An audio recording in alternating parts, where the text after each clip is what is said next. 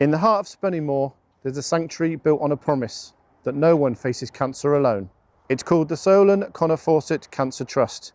And today we're here to show you why this place is the heartbeat of this community.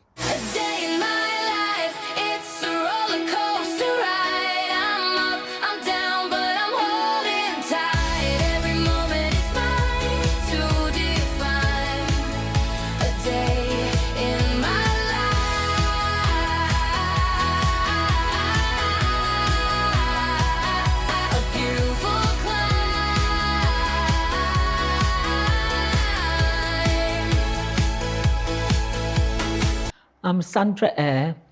2 years ago, I found out I had cancer, bladder cancer.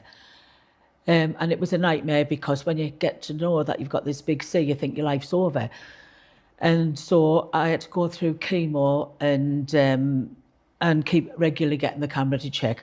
So over the 2 years, I've had 10 tumours took out, and I'm still going with chemo at the moment. And it is hard, it is difficult. I'm getting to the stage at the minute where it's every 15 minutes you go in the toilet, and I'm seriously thinking about stopping the chemo, but then I've got to think, I've got another year and a half to go. And my oncologist said that I've reached the halfway mark and a lot of these patients by now drop out. And when you're going through all this pain and everything, you think, should I drop out? Should I stop because I'm in so much pain? But then I think to myself, I wouldn't forgive myself if I stop it at this time after I've got all this length of time, you know? So I'm trying my hardest, but when you're not getting any sleep through the day and through the night, it's very difficult. I'm Helen Alexander, and I'm operations. So I work closely with Mark, the CEO, and just really make sure the place is running okay. So I hear you've got an interesting way of how you actually got involved with the charity. Yes, I was in Spennymoor with my mum, and we were just shopping around the charity shops, and I asked if I could volunteer here. And the guy on the till who was serving me said, he talked about really passionately about the charity and gave me a form to fill in and encouraged me to do so. And then I realised it was Mark, the CEO, who'd served me on the till. So yeah, so I thought this is the kind of charity I want to volunteer for. You know, nice grassroots, down to earth. The CEO was actually serving me on the till. Brilliant. So yeah, and of course I had with it being a cancer charity, I lost my dad to cancer, so it was, you know, close to heart as well.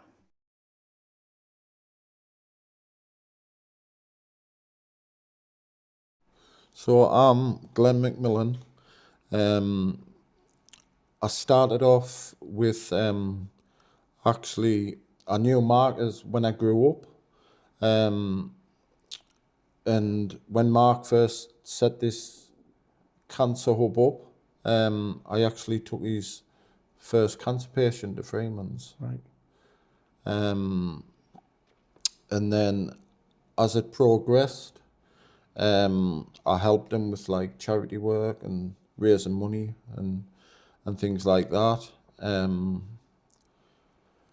then my dad got prostate cancer, so Mark helped him with things I needed, or if he needed transport, or he needed hospital treatment, anything that he needed, he said, don't hesitate, just come and ask us and we'll sort it out, no bother.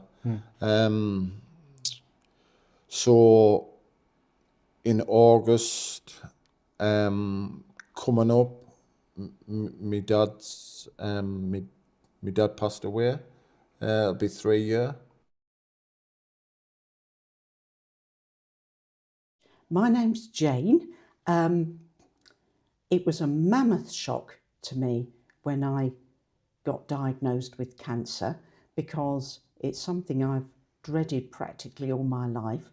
And my husband had got diagnosed the year before.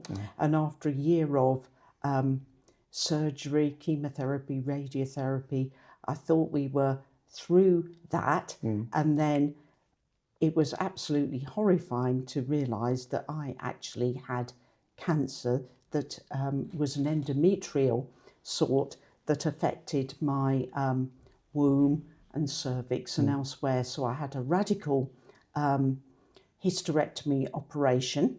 I've had 4 chemotherapy sessions so far and lost my hair. Mark, it's an honour to meet you. Can I just ask, we've spoke to a lot of people today, but can you tell us your story? Why? So in 2015, I was 42 years old, and that was the age that my mum passed away. And I was struggling with it. I thought I was going to die. You know, that sounds nuts, but it's an actual thing. If you lose a parent young, you can then really struggle with it. So I wasn't having a good time, and I thought, you know what? I need to focus. I need something to focus on so I can concentrate and look after myself, eat better, keep off the drink, and can I do something good? Can I turn my anxiety and the way that my brain was feeling was just awful? Can I do something good and try and sort of take my mind off it?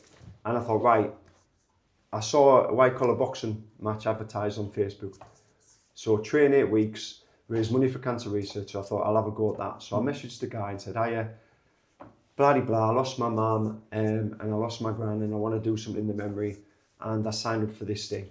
And the guy, I was working at Woven in Durham at the time, the guy came to see me, a guy called Paul Hubber, and he said to me, I'll never forget it. He used to be a doorman on the top hat, and he might have chucked me out a couple of times, I'm not sure, right? And he'll never forget, and he said to me, this will change your life. And I remember walking away and I was like, what's he on about? Like, how is this going to change my life? Well, when I first found out I had cancer, I was stopped in the house and I felt like I was in God's waiting room, didn't used to go out, and I was in this black cloud. And through a mutual friend, I knew Mark any case, and he come knocking at my door like a knight in shining armour and with his bouquet of flowers and said, come down the hub. And I said, I can't, I don't know anybody. He says, come down. I said, I can't. So he took me down, and it was unbelievable. It's like these big arms coming round you, you know, but your husband, my husband and the family can support you, but they don't know what to say or what to do with this cancer. These people in here has either had it or been through it. Yeah. They know what to say to you. You know, like last week I came down and I had a difficult time and I cried all day. They didn't have to say anything. They give you a cuddle, just tap you. They just know how you feel. You've got a bad day and they all know that. I received the news that I had bladder cancer, which was a shock. I never thought I would get it. Never in a month of Sundays. Because I was helping so many people, but you never know, you never think you're gonna get it. So it was a lot to take in. Yeah. And obviously I didn't know what to do because I've got to look after my mum who's got dementia. So Mark said, don't worry. Do you know what I mean? We're here to help you. Anything you need, just phone us. We'll be there for you.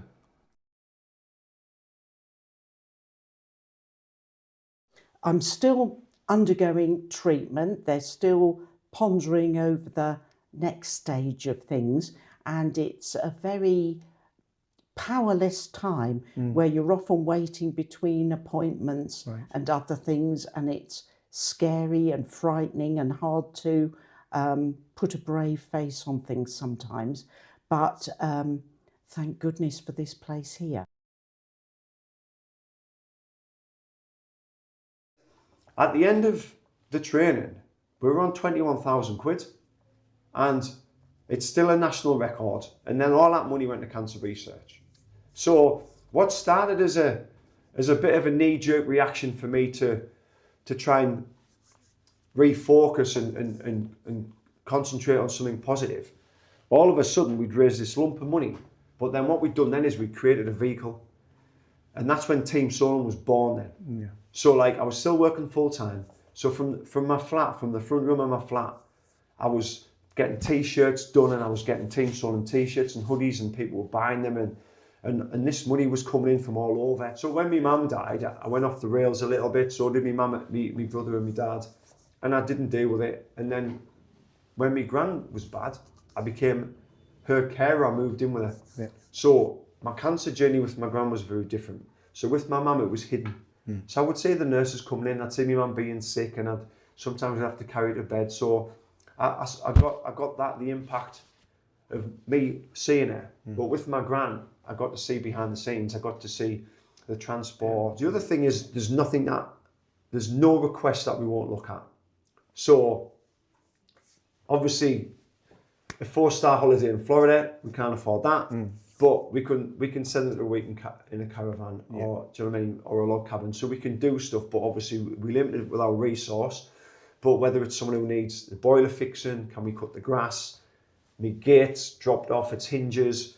I need a plug socket putting on. I've got no petrol in the car. I can't afford to put the gas and electric on. We've got no food in the cupboards. My little boy needs a school uniform. My hair's fell out. I need a wig. I lost my husband. I need some counselling. Can I have a massage, or can I have some Reiki? I'd like to come to a coffee morning. Can we borrow your pass for Beamish Museum? So all of these different things we can provide them, right?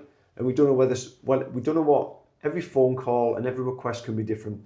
So there's nothing that we won't look at. There's loads of organisations, big and small, that we work with as well. Our aim is to help. Yeah. However we do it, either ourselves or a referral to someone else, we just want to help. Mark, and you are, and I will say it's been an honour to meet you today. I've heard some heartwarming stories about you and your charity, and I just want to wish you all the best. And I just want to tell you that you are changing lives, and you should be very proud of yourself. It's been lovely to meet you. Thank you so much. Hi everyone. I've just returned back from filming at the charity, and it's fair to say it was an emotional day, but very positive. And the inspiration that was given to us by the people that we spoke to is something that will stay with me for quite a while.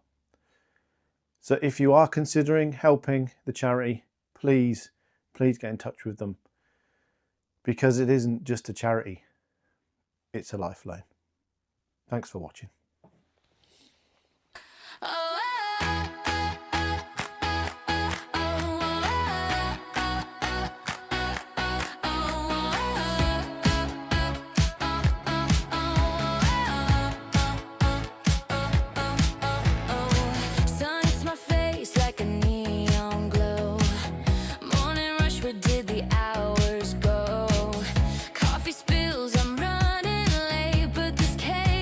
Feels